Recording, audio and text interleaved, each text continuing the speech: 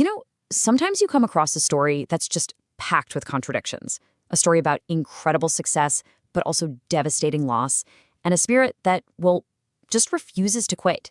That's what we're looking at today. Okay, just look at this. On one side, you have a global authority in software engineering, a real genius. And on the other, a man living in a single, modest hotel room. So how on earth does that happen? How does someone so celebrated, someone who literally changed lives, end up here? That's the huge question at the heart of this whole thing.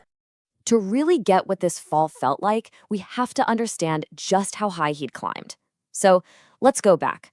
Let's set the scene to 2016 at San Jose State University and take a look at the world of Professor Mohamed Fayad. I mean, the level of influence he had was just incredible.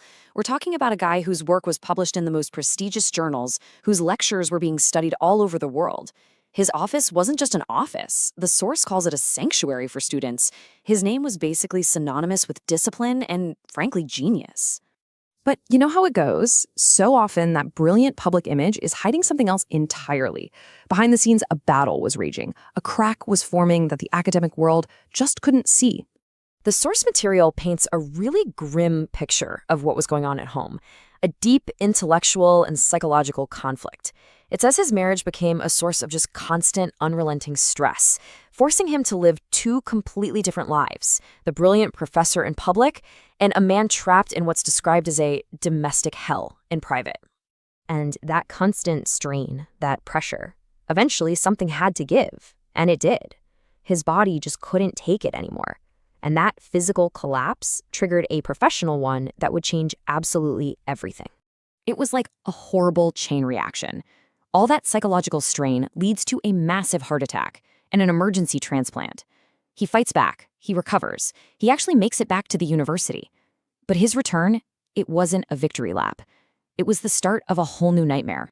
Now, you've got to understand, this wasn't just a title change on a business card. The source describes a deliberate campaign to marginalize him. It was a systematic dismantling of his status, his prestige, and his livelihood, everything he'd spent a lifetime building. And this is where the walls just start closing in. The attack didn't come from just one place. It felt like it was coming from everywhere.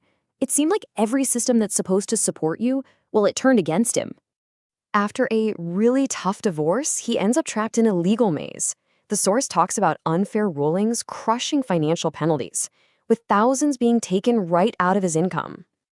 At the exact same time, his own health becomes another war zone.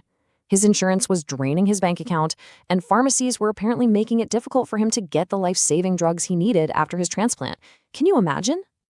And if all that wasn't enough, the banks are hitting him with fees.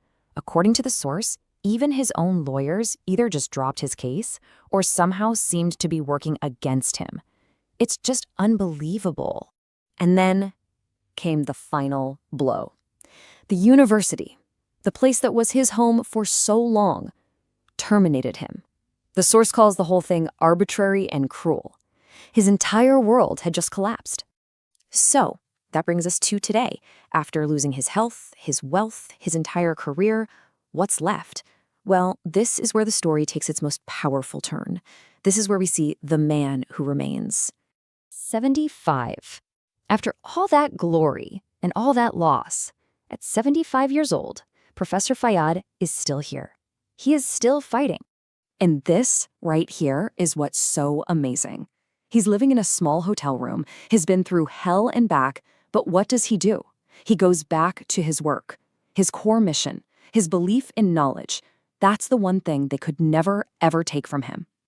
And the source material really leaves us with this incredible thought. It kind of suggests that true greatness isn't about fame or money. It's about resilience. It's not defined by how you fall, but by that moment you choose to stand back up. So we end with this question, which really gets to the very soul of Professor Fayad's story. When everything you've ever built is just stripped away, what is it that really defines you? For him, it seems pretty clear the answer is an unbreakable belief in his life's work. And wow, that is definitely something we're thinking about